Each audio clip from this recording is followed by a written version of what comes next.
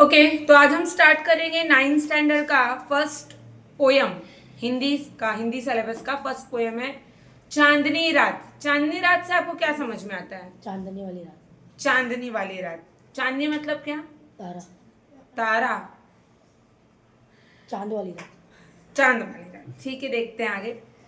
प्रस्तुत पद्यांश में रचनाकार मैथिली शरण गुप्त जी हैं, जिनका जन्म 3 अगस्त 1886 चीरगांव झांसी उत्तर प्रदेश में हुआ था। कहाँ हुआ था? उत्तर प्रदेश। झांसी, राइट। गुप्त जी द्विवेदी काल के सर्वाधिक लोकप्रिय कवि थे। खड़ी बोली का महत्वपूर्ण उपयोग करने वाले तथा मानवीय संवेदनाओं को अपनी रचना द्वारा उजागर करने वाले वे अनुपम रचनाकार थे। गुप्त जी नारी के प्रति करुणा भाव से ओतप्रोत थे। किसके प्रति? नारी। नारी मीन्स महिलाएं राइट। निसर्ग वत्सलता एवं प्राकृतिक सद्भाव उनकी रचनाओं का प्रमुख अंग था। उनकी रचनाओं ने ही उन्हें राम भक्त एवं राष्ट्र कवि बनाया। साकेत, महाकाव्य, यशोधरा, जयद्रथ वध, पंचवटी, भारत भारतीय, खंडकाव्य, रंग में भंग, राजा प्रजा आदि नाटक ये सब प्रस्तुत हैं। ठीक है, तो आगे हम स्टार्ट करते हैं अपनी पोयम।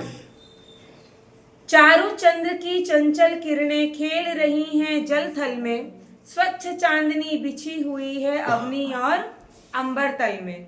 चारु चंद्र की चंचल किरणें, प्रकृति का अनुपम निर्माण है चांद। क्या है? चांद जो है वो हमारे नेचर का सबसे सुंदर निर्माण है।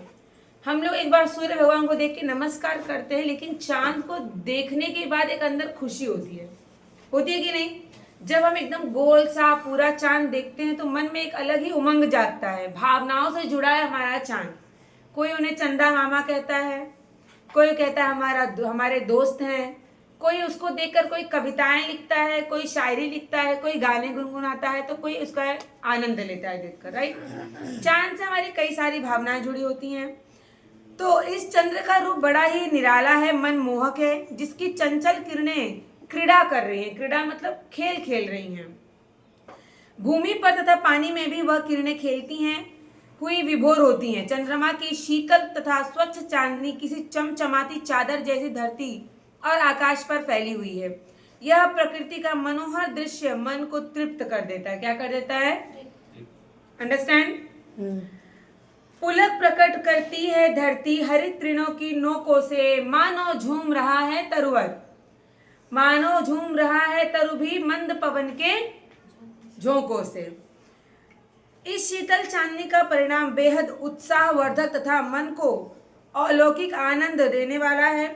इस चांदनी रात में धरती अधिक रोमांचित होकर इस शीतल मंद हवाओं में एक रूप होती है। हवाओं के साथ मस्त होकर झूम रहे हैं। इसी मतवाली मंद झोंकों ने पेड़ों लताओं को भी अपने ताल में झूमने के लिए आमंत्रित कर लिया है।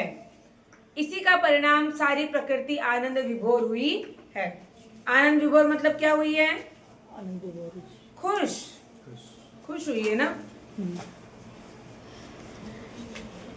क्या ही स्वच्छ चांदनी है ये, क्या ही स्वच्छ चांदनी है ये, क्या है क्या ही निस्तब्ध निशा है, स्वच्छंद सुमंद गंध वो नीरानंद है कौन दिशा।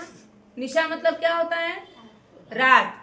दिशा मतलब दिशा, डायरेक्शन, करेक्ट। यहाँ देखो दिशा बैठी है। चांदनी के मनोहर दृश्य से ही इस स्वच्छ प्रकाश से रात गंभीर एवं शांत तथा गति रहित हुई है। गति रहित मतलब इसे रुक गई है, चली नहीं रही है रात, बढ़ी नहीं रही, रुक गई है। मानो वह भी चंद्र की अनेक छटाओं को देखने के लिए उत्साहित हुई है, जिसका परिणाम यह हुआ कि हवाओं का सुगंध चारों दिशाओं में फैल गया। ऐसी कोई भी दिशा नहीं है जो आनंदित नहीं है, जो खुश नहीं है, सारी दिशा खुश है।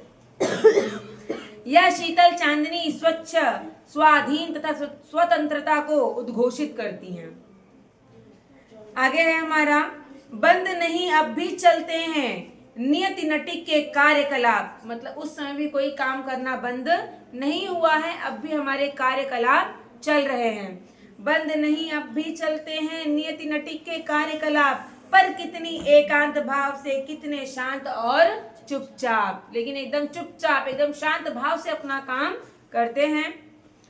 यह इस सुंदर चंचल शीतल रात में कोई भी कार्य बंद नहीं हुआ है। नियति अपना कार्य अविरत कर रही है। निहित समय पर, मतलब जिस समय पर फिक्स है उसी समय पर, रोज के समय पर सभी गतिविधियां अपने कार्य में मग्न हुई हैं। प्रकृति की सुंदर छटाएं किसी भी अभिनय करने वाले नायिका की तरह अपना कार्यकलाप एकांत भाव से शांत एवं चुपचाप संयमित होकर सुंदरता को प्रकट कर रही है। समझ में आ रहा है? क्लियर है? चलो नेक्स्ट देख रहे हैं आगे।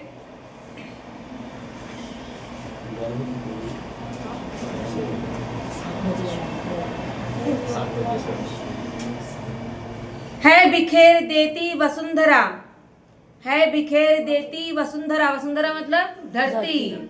है बिखेर देती वसुंधरा मोती सबके सोने पर, जैसे सब लोग सोने जाते हैं, चांद पूरे तारे बिखर जाते हैं, सबके सोने पर रवि बटोर लेता है उनको सदा सवेरा होने पर। रवि मतलब सूर्य, सूर्य आते हैं और सारे तारों को बटोर लेते हैं, दिखना बंद हो जाते हैं। करेक्ट।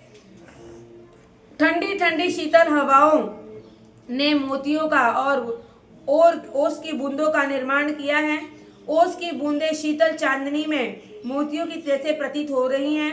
जब सारा संसार चीर निद्रा में है तब धरती पर यह मनोहर दृश्य चित्रित हुआ है। ओस की बूंदें भी चांदनी के समान होती हैं। जब सब सो जाते हैं तो ओस की बूंदें चारों दिशाओं में फैल जाती है और चमकने लगती है। करेक्ट। और जब सूर्य भगवान आते हैं तो ओस की बूंदें गायब हो जाती हैं। करेक्ट।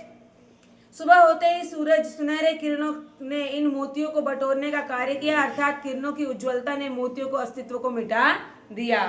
सूर्य भगवान का धूप लगता है तो सारी मोतियां धीरे धीरे गायब हो जाती हैं। आगे दिया है, और विराम दायिनी अपने संध्या को दे जाता है, शून्य श्याम तनु जिसके उसका नया रूप छलकाता है। क्या छलकाता है? नया रूप। सूर्य के उदय के कई मनोहर परिणाम हुए। शीतल मनमोहक चांदनी को, सुंदर श्याम को अब सूर्य ने विश्राम दिया, मतलब अब सूर्य डूबने जा रहा है। अपने अस्तित्व को सूरज ने संभाल कर इस श्याम के अस्तित्व को शून्य रूप देकर अब उसका सुंदर नव शरीर का निर्माण किया, नया देह रूप झलकने के लिए प्रोत्साहित किया। यह नया रूप नव निर्माण नई दिशा के लिए सुनहरी सुबह के रूप में प्रकट हुई है। अब रात भर चांद ने अपना काम किया, अब चांद को विराम दे रहा है कि रहने दो, अब मैं आ रहा हूँ। और शाम के टाइम सूर्य चले जाते हैं और कौन आता है? चांद आते हैं। अपना अपना नया नया रूप सब लोग दिखाते हैं। आगे आगे कहा गया है कविता में, वही देखो आगे। पंचवटी की छाया में है सुंदर पर्ण कुटीर बना, पंचवटी की छाया में है सुंदर वर्ण कुटीर बना, उसके सम्मुख स्वच्छ शिला पर वीर धीर वीर निर्भीक बना। निर्भीक मतलब निडर, निर्भीक मतलब जिसे किसी का डर ना हो। दंडकारण्य में पंचवटी का यह प्राकृतिक वन स्थान जिसकी छाया में श्री राम द्वारा सुंदर पर्णकुटी का निर्माण हुआ, इसी प्रकृति वत्सल स्थान के सम्मुख एक पाषाण रूपी शिला पर उसमें प्रभु लक्ष्मण जी को धैर्यवान एवं संयमी तथा निडर थे वह निवास कर रहे थे और इस निसर्ग सौंदर्य को अपने जीवन का आधार बना रहे थे। स्वयं को इस प्राकृतिक परिवेश में रोके हुए थे। रोके हुए थे कि नहीं? हाँ या ना? yes. अब लास्ट हमारा है पैरा, जाग रहा यह कौन धनुर्धर। धनुर्धर मतलब जो धनुष बाण चलाते हैं ना, धनुधारी। जाग रहा यह कौन धनुर्धर जबकि भुवन पर सोता है, भोगी कुसुमा युद्ध योगी सा बना दृष्टिगत होता है। पंचवटी के परिवेश में अपना जीवन बिताने वाले धनुर्धर, धनुष्य के लिए बैठने वाले लक्ष्मण जी हैं। कौन है? लक्ष्मण ही है।